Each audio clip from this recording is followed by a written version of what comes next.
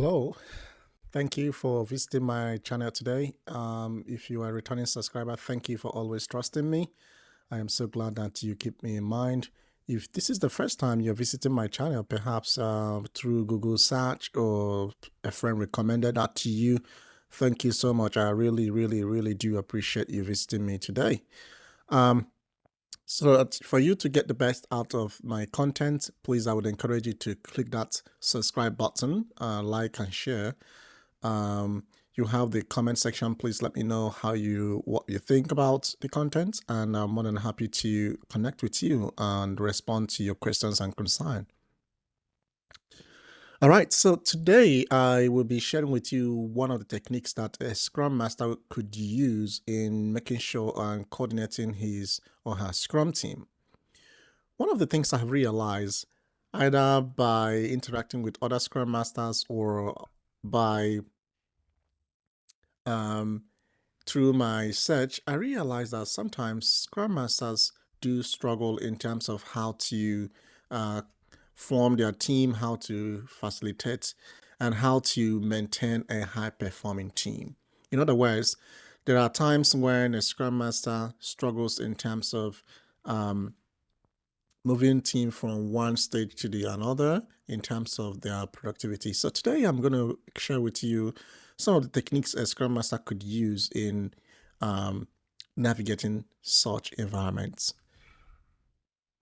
As always, I'm going to pull up my board, and then we can get started for today.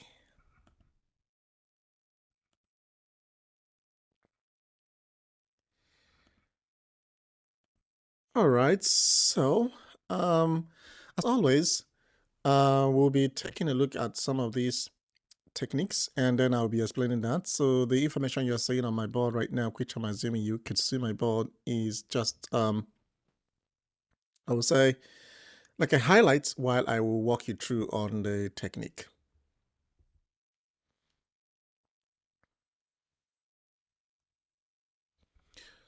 All right, I'm just gonna hide myself and then walk us through.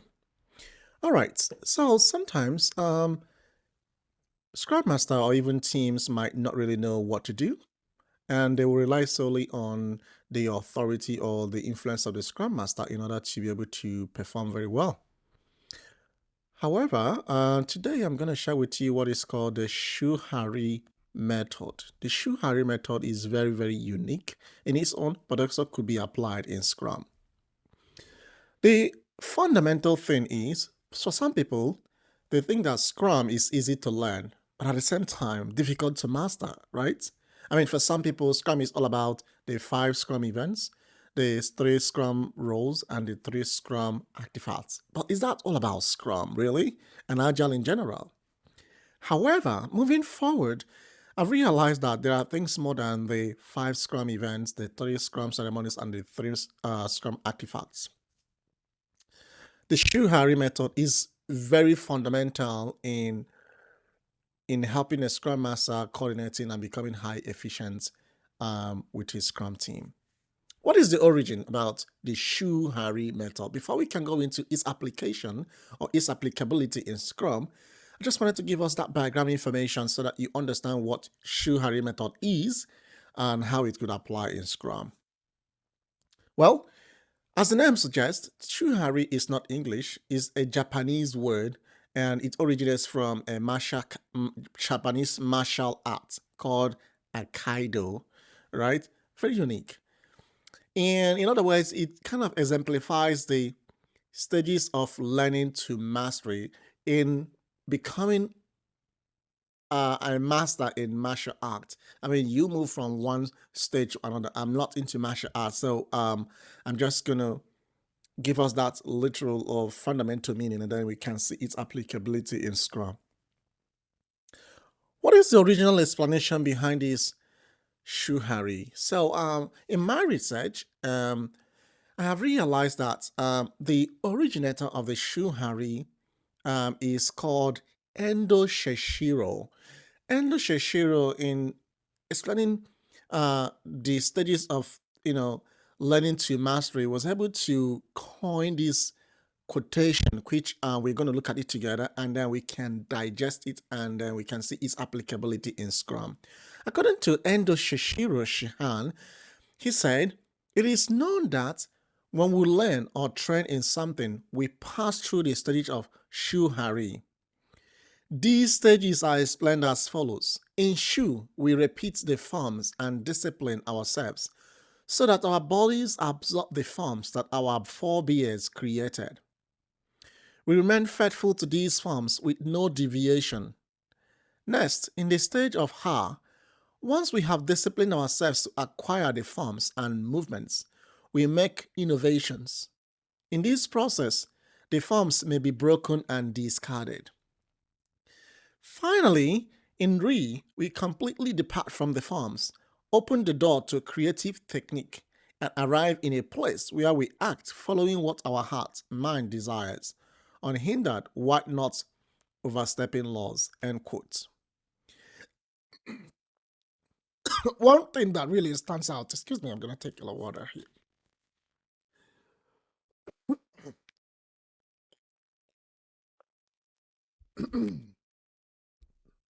All right.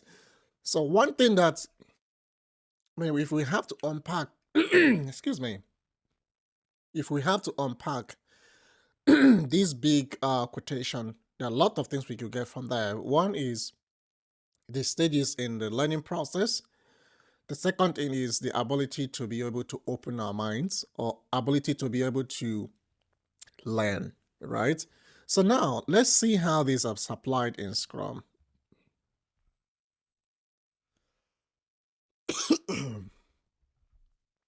Again, what is the literal translation of the Shu Ha Ri? First, we learn. Second, we detach, and finally, we transcend. When a Scrum Master meets with either a newly formed team or a team that has been in progress for some time, the Scrum Master might bring some new information or might begin to identify some areas of improvement. In other words, the team will begin to learn certain things new. Or even if it's not new, something that they might not have thought about in a different perspective. So there is always an opportunity to learn. There's always opportunity to detach. By detach, I mean to deviate from what they used to do. And then there is an opportunity for them to also adopt their own way of practice. That is what that means: learn, detach, and transcend. So you have to first, follow the instruction and guidance set out by a certain person, in this case, the Scrum Master. Then you move to the other stage, which is trying to carve out your own way of doing what you have been taught. Then finally, you have to be very creative, and it flows naturally. Now, the question is, how does Shu Ha Ri applies to Scrum? In the Shu stage, the emphasis is always on the protect and obey, right? The Scrum Master is always the one who explains the Scrum framework. The Scrum Master is the one who schedules the meeting. The Scrum Master is the one who helps the team to identify their velocity. The Scrum Master literally does everything for the team, right? The team will mostly be always try to reach out to the Scrum Master, asking him or her, could we do this? Could we do that? In other words, they are still attached to the way that the Scrum Master has explained to them how to do Scrum, or how to be Scrum, or Agile in general. At this point, the Scrum team, or the member of the Scrum team, wants to leave Scrum to the book. In other words, what that means is they want to practice Scrum according to the Scrum guide. They want to follow Scrum as it is written in the Scrum guide, right? They want to protect the traditional practices or theories as exemplified in the Scrum guide. The emphasis now the team begins to detach and digress. What that means is they become, at some point they begin to adopt, or they begin to imagine, or they become creative on how best they can do what they have been taught, right?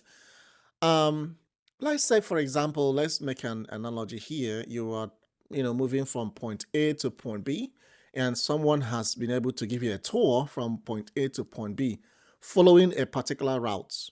Okay. At some point, you're like, okay, since I can get from point A to point B following this particular route that has been identified to me, how about I figure out if there are other routes that might take me to that particular spot to point B that I want to go. Now you are becoming creative. Your mind will be rattling around in order to figure out if really you can figure out a way to do that. That is about the HAR method. The emphasis here is that the team will begins to prescribe ways of doing Scrum, right? They will begin to prescribe, think, become innovative. That is about the HAR method. At this point, the team wouldn't be living Scrum by the book, right? They will become much more creative. Let's say, for example, the Scrum guy says having the daily stand-up 15 minutes every day. The team might adopt Scrum in every 2 days, right? And they will still meet their sprint goal. They will still meet their velocity wouldn't be affected anyway. The team composition will still remain the same. Communication will still remain the same. Even self-organization will still remain the same, right? Even though the Scrum guy says 15 minutes meeting stand-up section every day. But at this point, they'll begin to question some things they used to practice. That is about the HAR method. The RE method is when they transcend. Whatever they do flows naturally, right? They don't rely on the authority of the Scrum Master to make decisions anymore, even though at this point they still have a Scrum Master. But their voices will become much more louder than the input of the Scrum Master in terms of contribution. The Scrum Master will still be there. Even when a team is high performing, it is always recommended to have a Scrum Master there, right? But at this point, they will now transcend from what they have been taught, and now they become much more innovative on ways they can really adopt Scrum for optimum performance. I have used this in the past. I am continuing to use this technique as a Scrum Master, right? If I'm moving into an organization, or I'm moving with new team, or I'm going to form a new team, I always keep in mind this technique, right?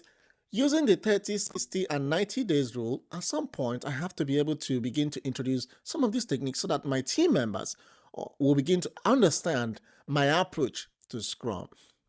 So I do believe that even though you are a practicing Scrum Master and you've been struggling on how you can coordinate, this might be the best bet on how you can resolve this challenge. If you are an aspiring Scrum Master and then you might be asked an interview, what technique, how would you be able to communicate? How would you be able to coordinate and form your team? Believe me, when you explain the Shu Ha Ri method, that will become much more clearer to your potential employer, that you really understand how to form and coordinate a Scrum team. All right, so this is where we're going to stop for today. You always have, I always appreciate you, putting your question or concern in the comment section, and I will respond to you as soon as I can. Please, if this is the first time visiting me today, I am so happy and I appreciate that. I would encourage you to click the subscribe button, like, share, tell your friends about this content about I Need Scrum Master YouTube channel, and let's Scrum together. If you are aspiring to become a Scrum Master, or you know someone, either a colleague or friend, you would encourage to do Scrum or enroll in Scrum class, get Scrum certified, I would encourage you to visit www.ineedscrummaster.com. It's a 6-week class, an hour every day, where you'll be tutored, guided on how to become an excellent Scrum Master. Okay. Again, if you want to reach out to me, you can email me at info@ineedscrummaster.com, and I'll be able to respond to you as soon as I can. Thank you so much for visiting me. In the meantime, I hope you stay well, and I wish you well. Bye for now.